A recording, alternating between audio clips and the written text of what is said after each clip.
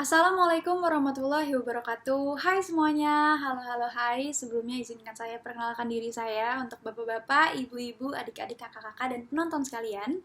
Perkenalkan, nama saya Raisa Anggini Sulastyo. Saya adalah mahasiswi dari UPN Veteran Jakarta, Prodi Ilmu Komunikasi semester 1.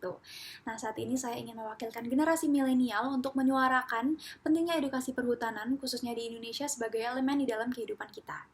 Nah, pertama-tama nih, seperti yang telah kita ketahui sebelumnya bahwa hutan itu merupakan paru-paru bumi, tempat berbagai satwa hidup, pohon-pohon, hasil tambang, dan berbagai sumber daya lainnya yang bisa kita dapatkan dari hutan yang tak ternilai harganya bagi manusia. Nah, hutan ini juga merupakan sumber daya alam yang memberikan manfaat besar bagi kesejahteraan manusia. Baik manfaat tangible yang bisa kita rasakan secara langsung, maupun intangible yang dirasakan secara tidak langsung. Sayangnya nih teman-teman, saat ini banyak sekali manusia yang membuka hutan alam, khususnya di area tropis seperti di Indonesia, dan siklus ini tuh terjadi setiap tahunnya loh. Kondisi ini kan tentunya sangat mengancam ekosistem hutan yang berharga di muka bumi itu. Dan karena itu, saya ingin mengajak kalian semua untuk mengingat kembali nih, kita nge-recall balik kembali fungsi hutan dan manfaat bagi makhluk hidup, manfaat hutan bagi makhluk hidup dari berbagai sektor, seperti yang akan saya sebutkan nih. Jadi, fakta yang pertama, yaitu hutan itu dapat mengatur iklim. Jadi hutan ini tuh bisa mengatur iklim. Dia memiliki peran dalam mengatur iklim secara mikro dan makro. Jadi itu sebabnya penggusuran lahan itu sangat berdampak buruk ya. Jadi bisa menyebabkan ketidakstabilan iklim karena dapat menyebabkan bencana seperti itu. Yang kedua, itu hutan dapat menahan pemanasan global. Jadi pohon itu kan menyerap karbon dioksida untuk fotosintesis yang disimpan atau diserap di daun, kayu, ataupun akar. Nah, melalui penyerapan karbon dioksida ini, pemanasan global pun dapat dicegah di dalam hutan itu sendiri, gitu guys. Itu adalah fakta yang kedua.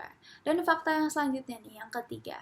Hutan itu dapat menjadi tempat cadangan air tanah. Kalian tahu nggak kalau misalnya hutan itu dapat jadi tempat cadangan air tanah. Jadi kalau dibandingkan dengan lahan kosong ya, hutan itu tuh mampu menampung air hujan yang selanjutnya dapat berfungsi lagi sebagai tempat cadangan air tanah. Dan demikian, hutan dapat membantu menghindari tanah longsor serta bencana alam banjir. Wah, ini sangat besar ya, dan banyak sekali dampaknya dan manfaatnya dari hutan ini sendiri. Jadi, jaga hutan nih guys. Yang keempat, hutan itu dapat memberikan manfaat dalam sektor ekonomi seperti yang banyak kita lihat ya di tagline, atau mungkin kita rasakan sendiri nih di rumah kalian kan mungkin ada meja kayu atau apapun itu semua kan berasal dari pohon di hutan gitu kan.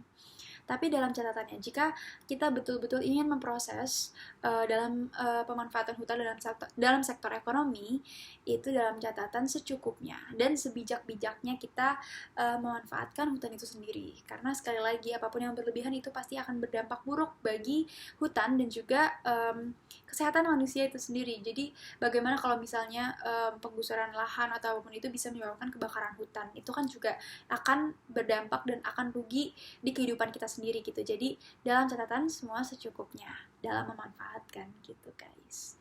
Dan hutan itu juga fun fact nih, masih menjadi kawasan tempat tinggal masyarakat loh. Kalian tahu nggak sih? Kalau misalnya banyak sekali loh masyarakat adat yang masih menganut adat kental, masih memilih untuk tinggal di kawasan hutan dan memilih untuk memanfaatkan mungkin seperti makanan dan lain-lainnya masih tetap diambil dari hutan secara langsung. Jadi saat ini masih banyak sekali dan tercatat banyak sekali khususnya di Indonesia gitu guys. Lalu setelah itu manfaat hutan itu juga bisa menjadi pengobatan alami nih dari tumbuhannya gitu. Dan gak hanya itu nih, jalan-jalan dan menghirup udara segar itu dapat menghilangkan stres lah. Kalau misalnya di hutan, pasti menghirup oksigennya kita jadi relief gitu kan. Terus juga dapat meningkatkan kekebalan tubuh, dan kita juga dapat menurunkan tekanan darah karena kita relax. Jadi kita bisa coba ya kapan-kapan, atau mungkin suatu hari pengen trip ke hutan, itu akan sangat baik gitu. Jadi gimana nih guys, kesimpulannya setelah aku sebutin beberapa fakta itu pasti sangat menarik kan. Jadi gimana kalau misalnya kita bareng-bareng sama-sama merawat hutan, kita bersama-sama komitmen dengan memajukan hutan untuk kedepannya. Apalagi sebagai generasi milenial yang pastinya akan turut melanjutkan untuk merawat hutan kita di Indonesia. Jadi sekian dari saya, terima kasih banyak. Assalamualaikum warahmatullahi wabarakatuh.